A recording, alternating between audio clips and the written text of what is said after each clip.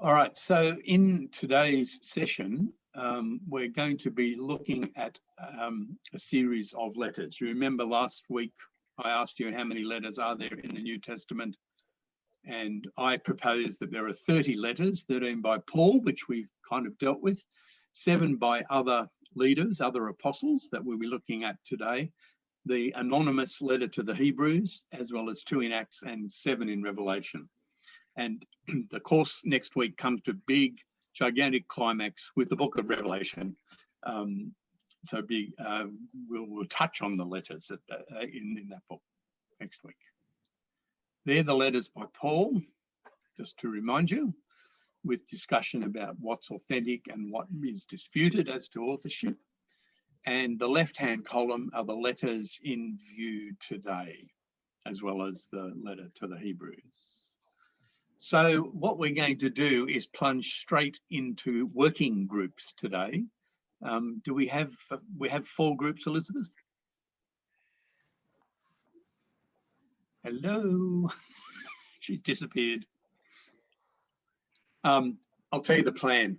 The plan is for one group to take the letter of James, another group to take the first letter of Peter, a third group to take 2 and 3 John, because they're both short letters, and a fourth group to take Jude. Jude is short, but it's got some very distinctive challenges about it. And what we're going to invite you to do, we'll put you in groups for a substantial time, assuming that there are those 4 groups. Yes, have a look at the groups. opening. Have a look at the opening section of the document and try and identify who's the author, who is it being written to, how is the greeting offered, what does the greeting tell us about the letter, what's said is there an opening prayer of thanksgiving, and what's said in that. And then also look briefly at the end of the document and see whether there's any greetings to anyone, again, any greetings from anyone, any kind of personal notes, if there's a closing prayer. So that sort of frames the letter. But then we want you to, from your skim reading and from your prior knowledge of the document, to talk about the themes, the main themes of the letter. And we're offering these suggested questions. What is the theme that is sounded immediately at the beginning of the letter? That question is asked because all too often in the letters of Paul, the prayer of thanksgiving, or what comes immediately after the greetings, sets the tone, sets the theme. For instance, in Romans, he quotes Habakkuk about the righteous shall live by faith. That's the theme for the big letter to the Romans. In most of Paul's letters, that's the case. So is that the case? Is the verses that come straight after that opening greeting, what do they say about the theme? And then what theme or what themes seem to be dominant throughout this letter? What jumps out at you? And then perhaps you might like to talk about how would you select a passage from this letter? How would you preach on it? How does it speak to you or to a situation where you're ministering in a way that might be helpful or supportive or challenging or whatever? Okay, so it's a fairly open slather today, using some of the technical tools that we've been looking at about the opening and the closing, and then trying to identify the themes and talk about what the main themes are, how you would preach from them. Is that all okay?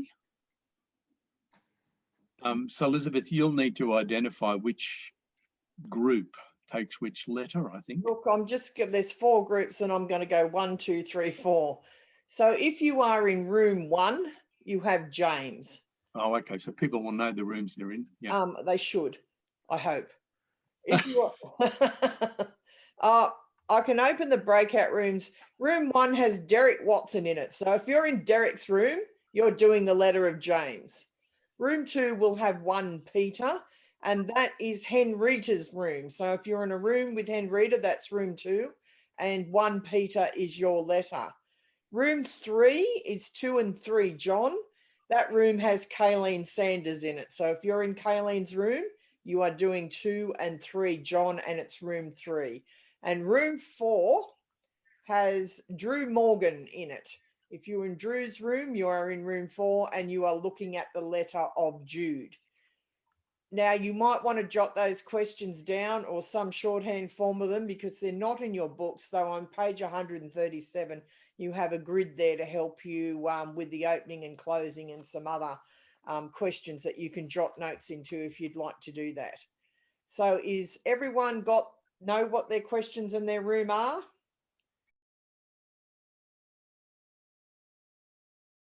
Well then, did you have a good time with your letters? Yeah. Yes. You Yeah, did? we did. Okay. Well, we thought we'd have a bit of reporting back of what you've discovered, and I'm just going to do this numerically. So the letter of James, that group. What did you discover about the beginning and end of James and the themes? And what would you preach on James? We discovered that he was writing to the dispersed tribes of Israel who had become Christians. Yes. Essentially, he's still got a very Jewish slant about it. He looks back at Proverbs for a lot of his material. Yep.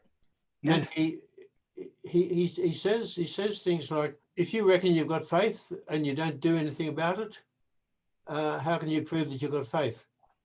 That's one of his main themes. But he does open by saying, look, you guys, you're being persecuted. Be happy about this because it means that you're doing the right thing. Yes. That is a recurrent theme through a number of our New Testament documents. That's a pretty good summary, I think, there, Derek. Do you think He doesn't send any greetings. He ends up by saying, look, if someone's gone off the rails, bring him back again. So do you think it's an actual letter to an actual group of people? We felt it was a sort of manual of Christian life. A manual of Christian life. Does it remind you of any gospel? It should. Well, Matthew. Yeah, Matthew. That's right. The Jewish slant is strong. Yes, it is very strong. But there's an awful lot of passages you could preach on, but the only thing is that we felt that if you got up and started preaching, you'd have to tell yourself all the time, this is me and I'm preaching this to myself. Yes, fair point. Actually, when you prepare for preaching and stand up and preach, I've always maintained you should never preach anything you're not prepared to do or that you don't believe. That's right. That's right. Otherwise, you'll get yourself into dire straits. Mm. Does anyone else from Group 1 want to comment on James? I think Derek's made a pretty good summary of what's in the letter. Why do you think it's similar to Matthew, Elizabeth? Because it emphasises works to show your faith. Okay. And that's the theme of Matthew. But another way of responding to that is that James, according to Acts, was a leader of the church in Jerusalem, thus a leader of the earliest Jewish Christians. Yeah. And presumably knew the teachings of Jesus. And a lot of James can be correlated, a lot of the teachings in James can be correlated with the teachings of Jesus, particularly in the Sermon on the Mount, chapters 5, 6, and 7. So it's probably, I think it's probably not just the Gospel of Matthew, but it's probably the historical Jesus and the historical James had a connection. And there is a theory, that this is an early letter and it was written by James, the leader of the church. As you know, there's debates and disputes about authorship of letters. But this one has a good go at being very close to a lot of what Jesus would have taught, particularly as Matthew shapes it in the Sermon on the Mount. Well, I think one of the commentaries. We wondered about that because James wasn't a Christian until Jesus. James is one of the single individuals that Paul has in his list of people that Jesus appeared to after his resurrection. So I wonder how much he knew before that, because he would have been in the crowd that were trying to get Jesus out of. He's mad. Get him out of here. We don't actually know that, Derek. No, we don't. We don't, because obviously it was a large family, And if James was put as leader of the church, clearly he was seen by the early Christian or early Jews following Jesus as someone who knew what he was doing and was made of leadership material. So you can surmise some things, but it's hard to know exactly what. No, but he doesn't appear until after the resurrection, does he? He barely strange. appears at all, yet we know he must be quite powerful from Paul's reaction to him in Galatia, the letter to the Galatians. But we don't know a lot about James at all, and he's barely mentioned, but clearly he did have a very significant role in the early church that nobody bothered to actually commit to paper. Yeah. One of the commentaries, Elizabeth, says that he was Jesus' brother. Yeah, he was the brother of James, Jesus. That's Yeah. right. And So he that would have had that close connection and then was really converted after Jesus died with the appearance. well, perhaps, but he may have been a follower beforehand and nobody bothered to write it down. That's my point. Yeah. Right, yeah. We don't know. As there was no farewell, what would you say about that?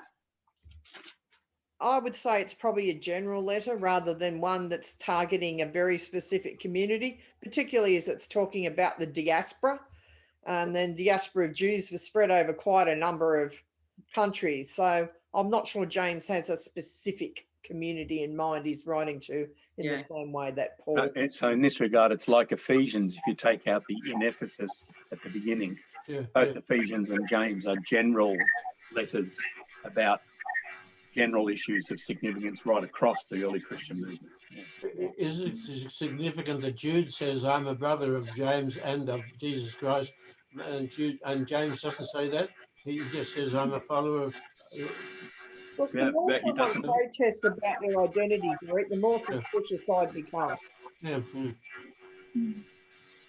I had a question.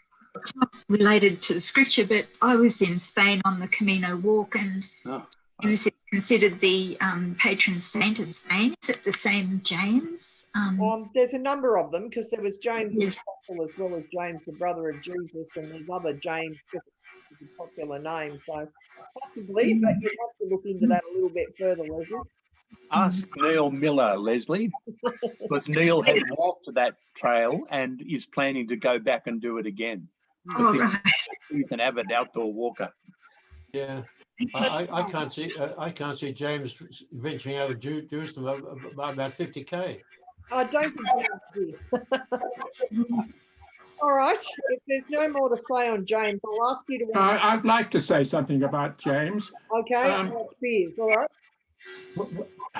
Some time ago, I looked at James' Gospel letter. In fact, I had to write an essay about it. And after I'd done that, I started looking up the passages which were common with Matthew. Mm-hmm. And I didn't go through all of them, but the ones I did look at all appeared to come from Q. So it may be that the commonality between Matthew and James is Q's gospel and not a direct one from James to Matthew's gospel. That's possible. You can make an argument for either, Piers, that James borrowed it from Matthew, that James also knew Q. I mean, again, you can speculate, but we don't know. Well, obviously we don't know. I'm only putting it forward as a theory. But that's an interesting angle, because if it was Q, then what we have in the Gospels is people that say Jesus said this. Yes. What we have in James is that teaching, but without the Jesus said. So it shows a different line of development at an early stage. Yeah. The other thing that I came to conclusion was that it was a very early piece of writing, and maybe it was written before Matthew was written too. But there are great arguments as to when James' letter was written, from very early on to quite late. Yeah, yes, there are. I mean, my personal opinion is it's early, Piers. I would agree with you, because I think it's picking up themes that were more dominant in the very early formation of Jesus followers than the later ones, when you had all the Gentile churches coming in and things began to alter.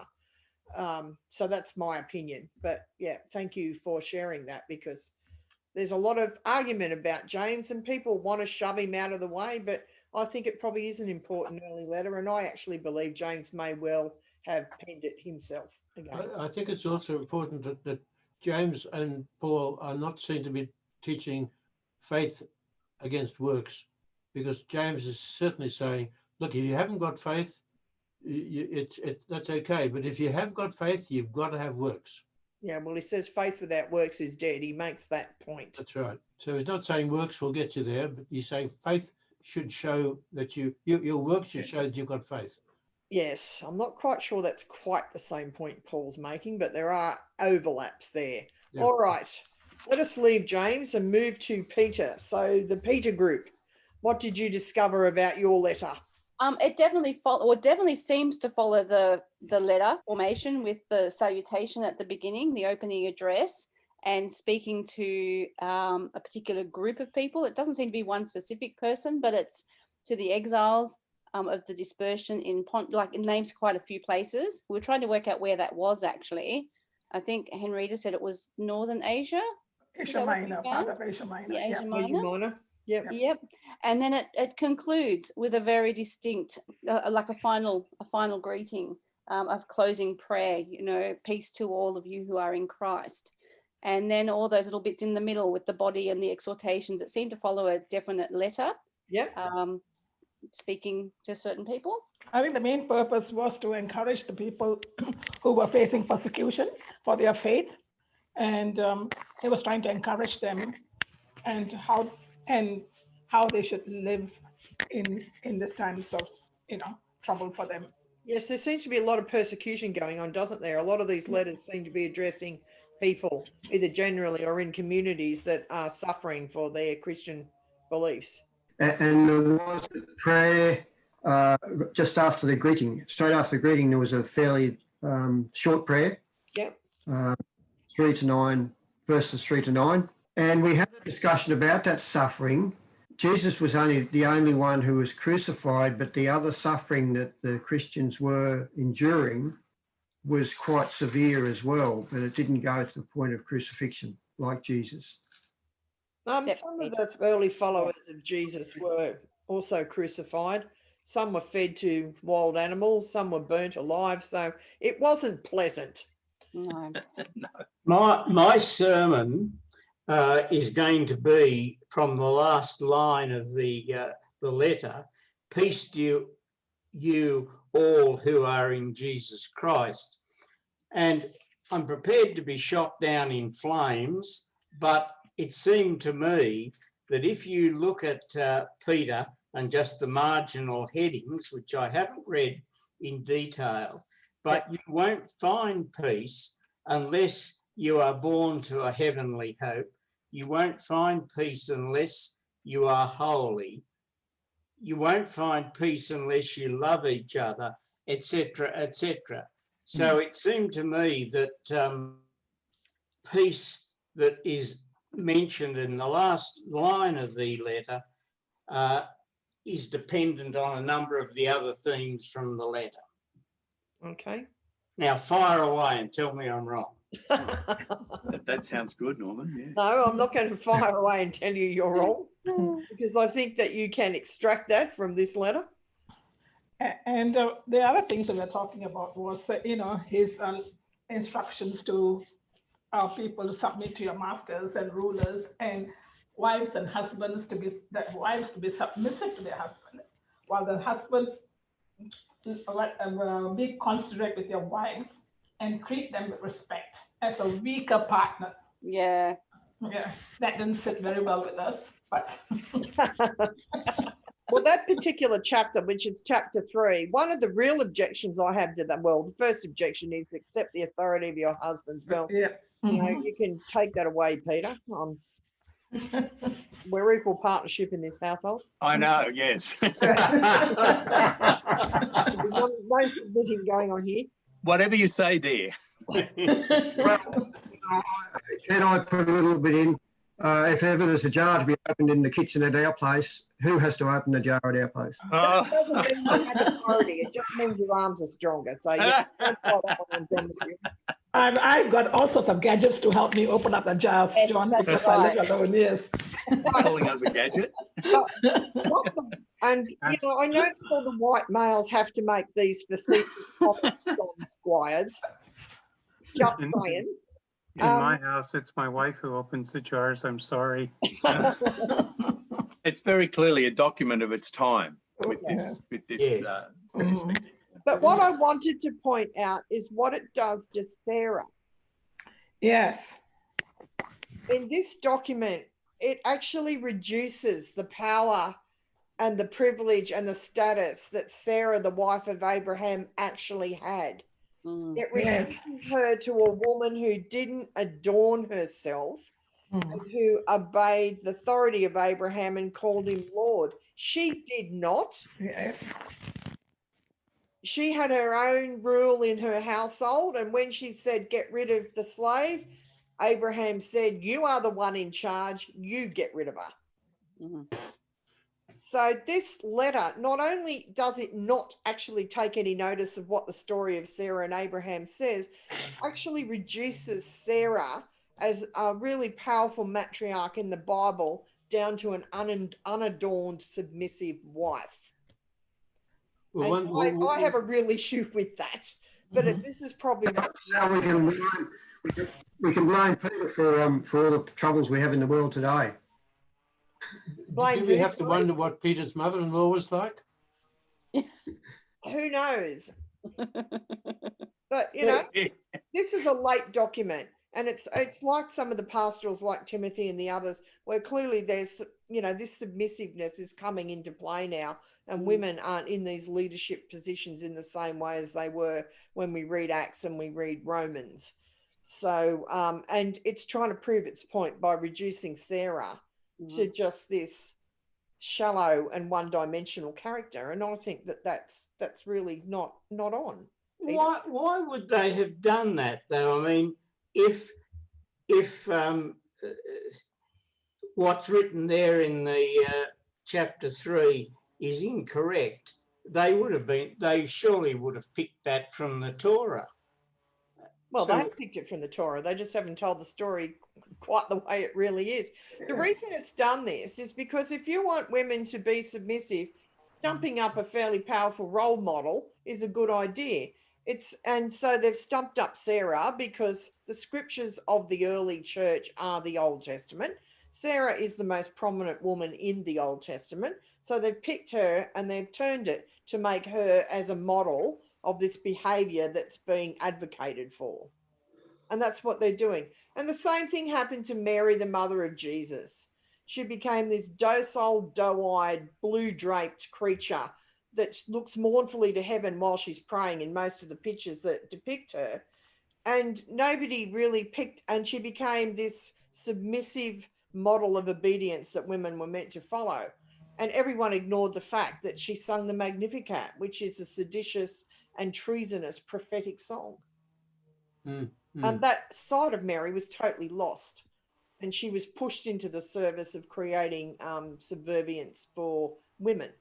And the same has happened to Sarah here. You take a powerful figure from the stories and you shape them in the model that you want people to follow. So that's what's going on.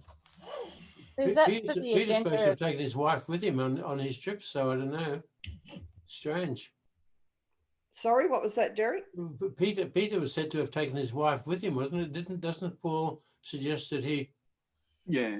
You know, people say, why don't I have a wife? If Peter can take his wife with him, why shouldn't I?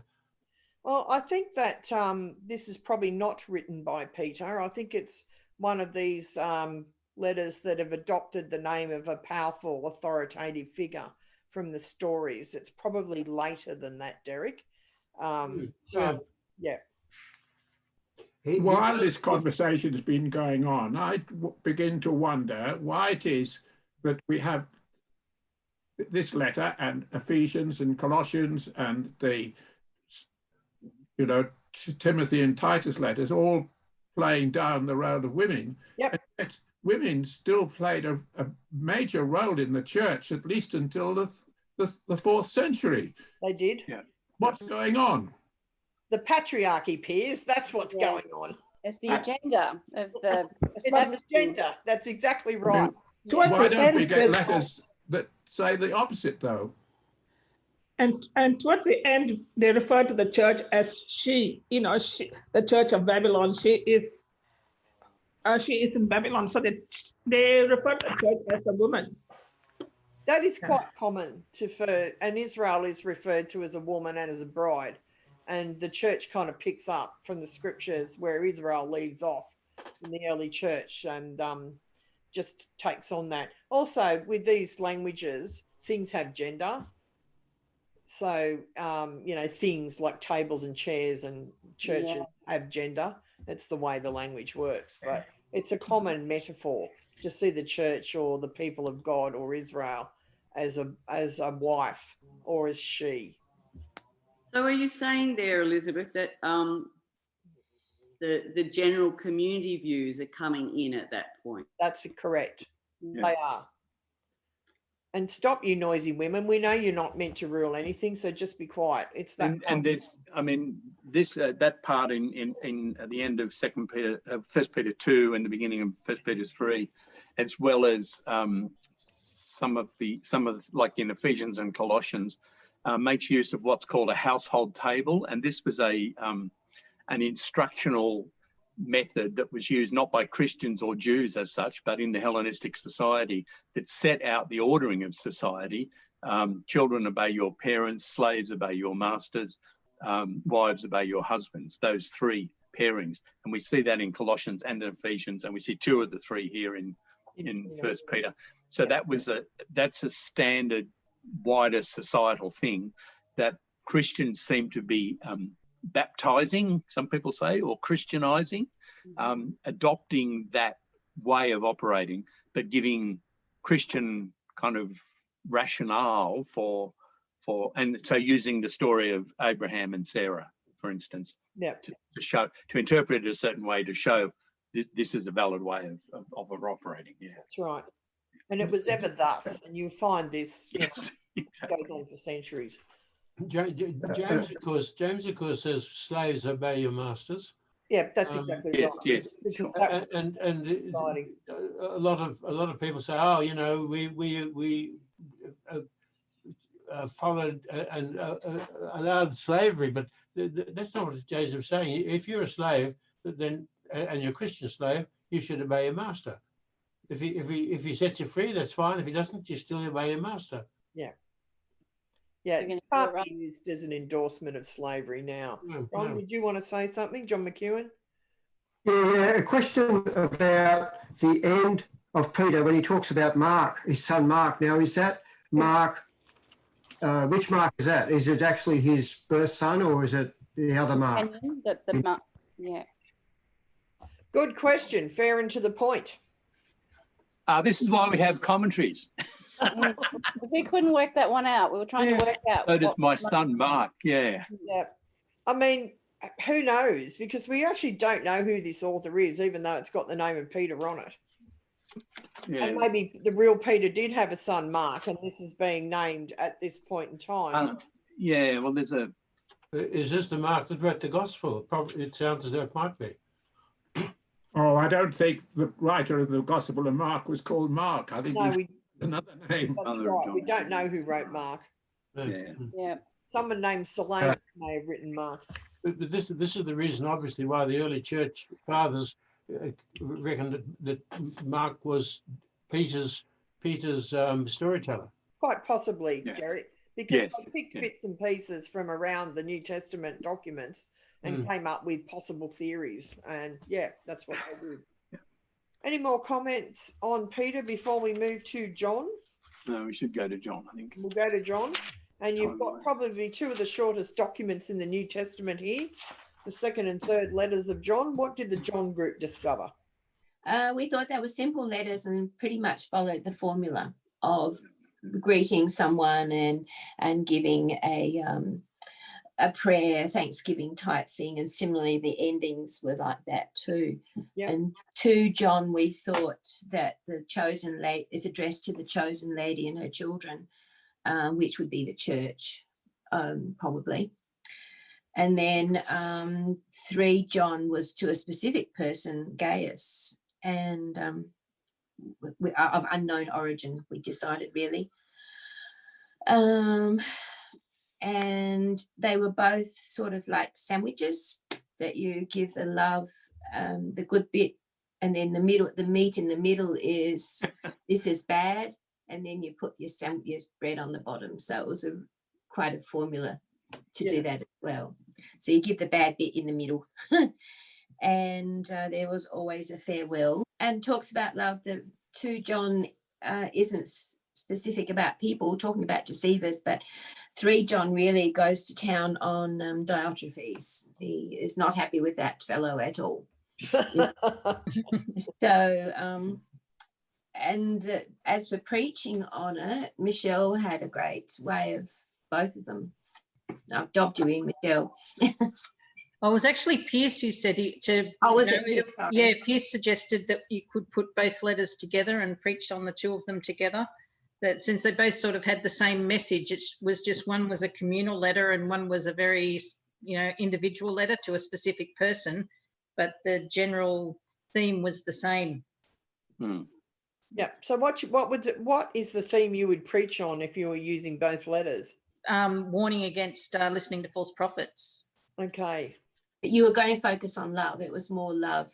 When we were looking at just one, we said we could either do love or do the false prophet thing.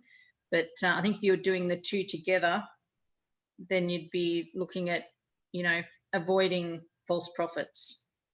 Which would be quite topical in some ways for our current times.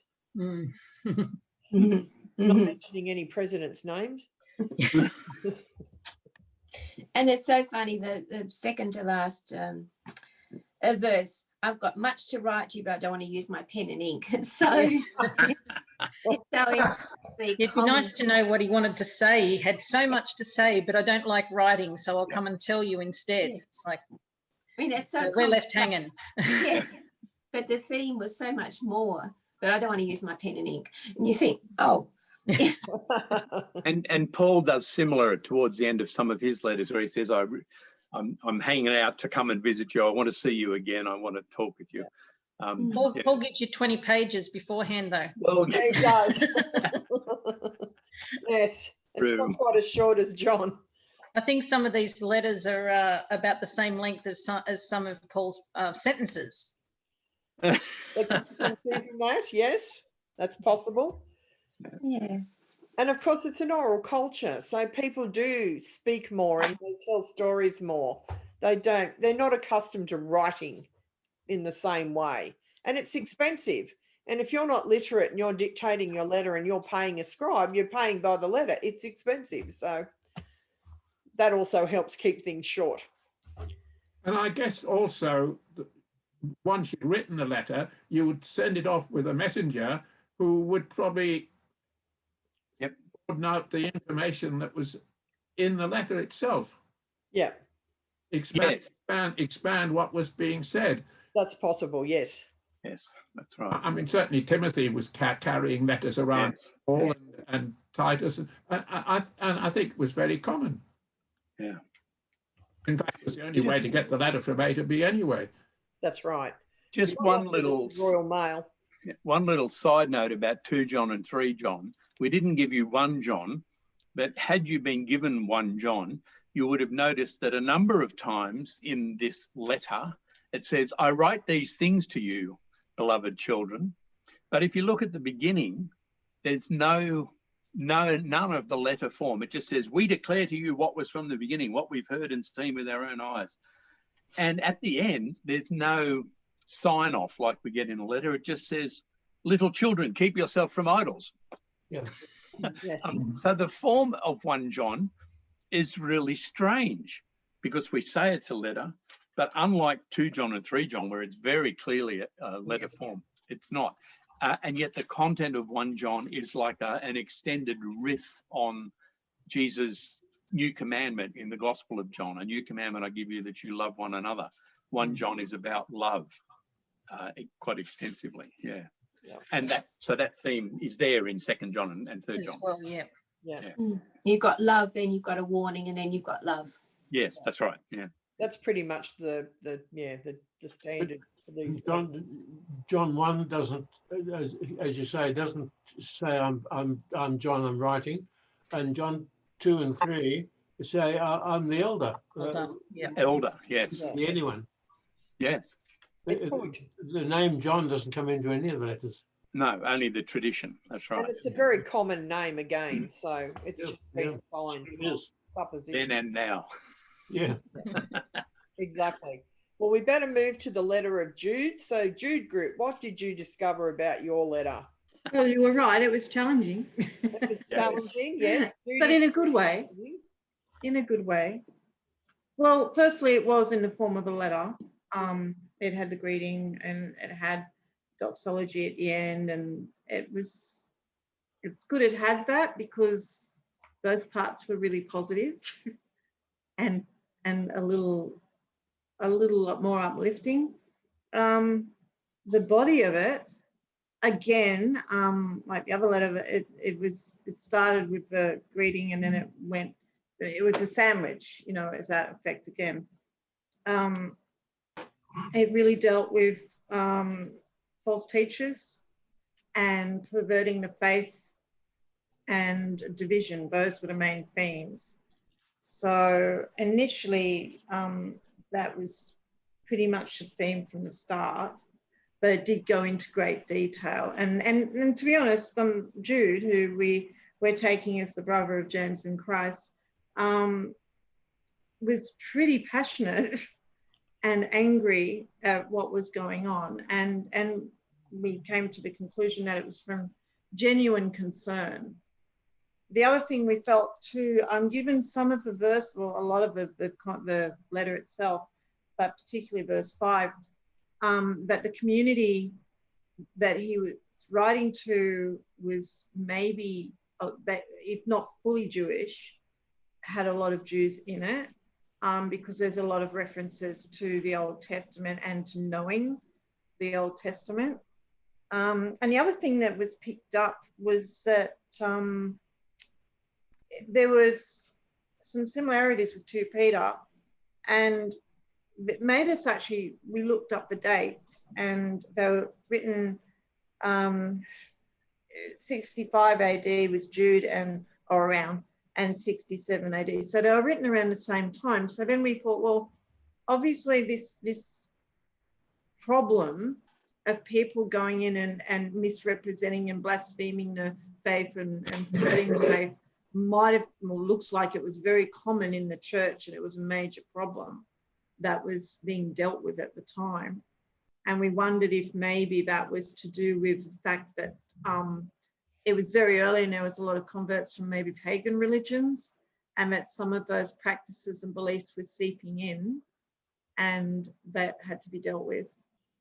The statements about the dating of these letters is from whatever resource that came from is once again a debatable matter, because there's also a line of thinking that both Jude and particularly 2 Peter are quite late.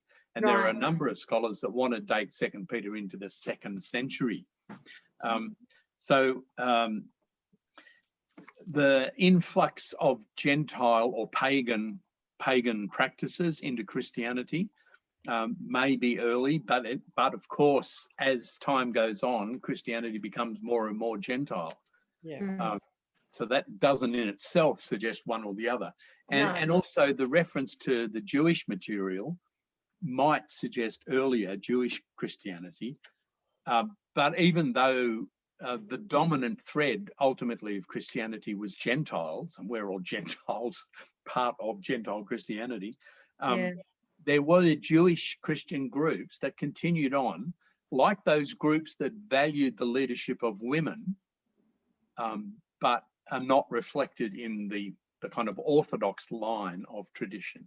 There were also Jewish groups that clearly valued the law and knew their scriptures, but they are kind of marginalized. So when you read the 2nd, 3rd, 4th century writings of church fathers who criticize the heretics, they're criticizing the Gnostics that have women in leadership, and they're criticizing the Jews that are stuck back on the law, and then through the middle they give their own line. So I mean, it's a complicated kind of situation trying to do dating. Yeah. Well, we acknowledge that, but that was just from that comment, like that commentary and that dating. We were wondering if that was some sort of connection there with an overriding problem going through because of cultural. Yeah. I think that's the key, that there's cultural stuff going on. Yeah. And I think that it is a Jewish author because they know the Midrash, even if it's the oral Midrash, because they're referring to stories about the body of Moses and demons and angels, which is Midrashic. That's not actually scriptural. And I wouldn't expect a Gentile person to actually be au fait with those writings or those oral stories in that tradition. It would be unlikely. Yeah. Yeah. So there was a lot of other stuff we unpacked if someone else wants to pick up on any of it. Any other Jude people wish to say something? Actually, we actually kind of thought actually that maybe we've got some older generation speaking to a younger generation. There was certainly, when you're reading that, we could certainly relate it to situations that are happening today. And we were actually discussing how if you get a split at a church, how both sides could take this to justify their own direction. Exactly right, Mary. And it was a point I was going to bring up. When you read of these apostasies written by Jude or John or Peter or whoever, and they're condemning what they see as the opposition to hell, the opposition are probably saying the same thing about them. Yeah. Yeah. One question is the Gentiles who were converted to Christianity, did they bring their practices with them, or are these infiltrations from later people who have come in to deliberately infiltrate the church?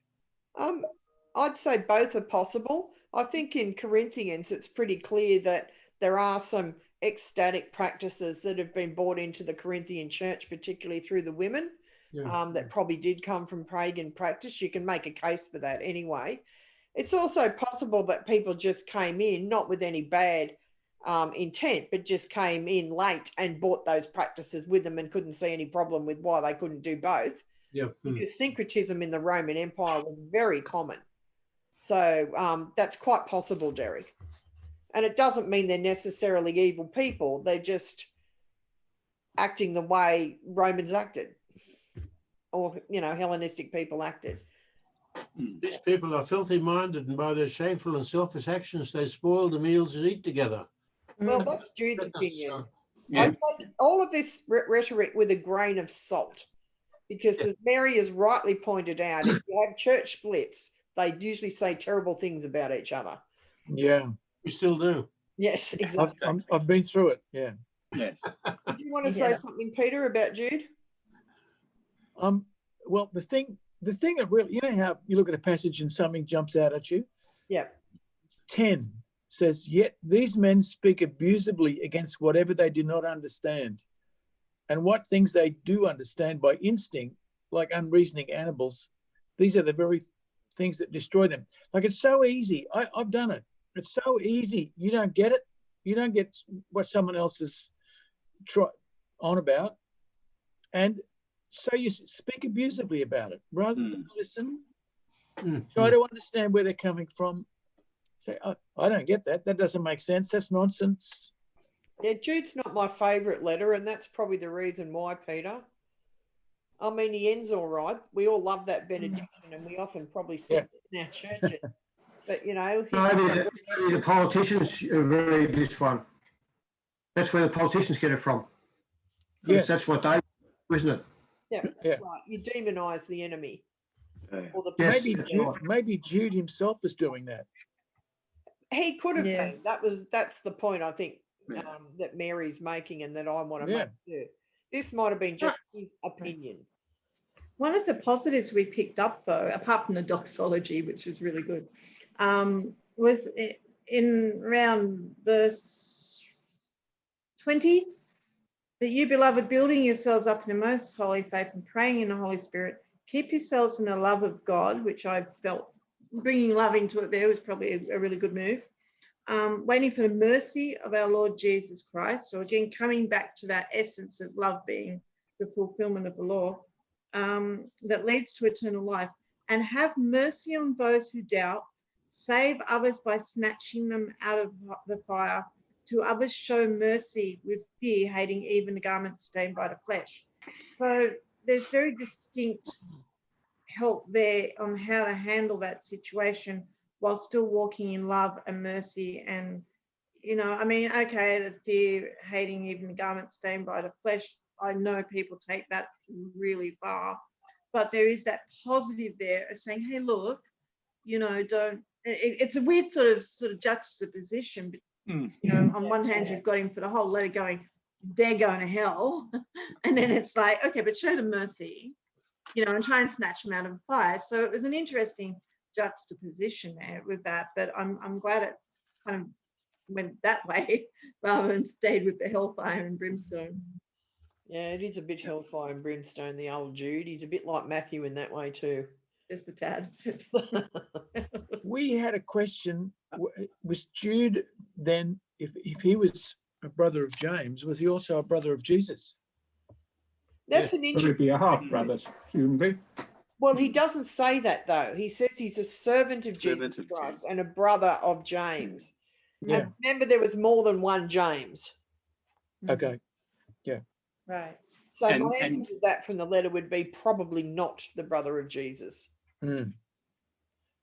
Yeah, and in Greek, the name is Judas, which of course gets transliterated exactly that way, Judas, for the guy for the Iscariot guy, but in this case gets transliterated as Jude, and probably to distinguish Jude the letter from Judas Iscariot the betrayer. Given the time, we were going to say something just organisationally to finish. So we should move to that. Is that okay, Elizabeth? That's fine. And you can read about Hebrews. There's a bit about Hebrews in your book that you can have a look at. Yeah, there's a couple of pages there, so to help you think through that next week, are we? No, we're going to Revelation next week. Oh, okay. What we have in the book is more than we can do in the course. Yeah. So it's supplementary material for you to look at as is possible for you. So page 138 and 139, you can read about, and 140 about Hebrews. There's about 4 pages there on it, Derek, that you can. Because Hebrews is huge, isn't it? It is huge. Yes, that's right, yes. So, for those of you who are intending to complete this course for credit, I'm referring to the assignment book, the skinny one that you would have received. Just a reminder that you need to submit the formative tasks, but they don't get assessed as such, but just get ticked that you have done them. So some of you have sent some of this already earlier in the semester. And if you are intending to do this course to get the credit, then please send the formative task, the reflection and pre-reading, your initial 300-word reflection. That I think we've got about half of those in. And then the second was the fragments exercise. So your reconstruction of the codex that you were given. So some of you had sent that in at the time, but if you're doing this for credit, please send that in. And then the third on page 7 is a final reflection, which asks you to look at what you wrote at the beginning, think about how your mind is now engaging with those issues. Has your mind changed? Has it reinforced things?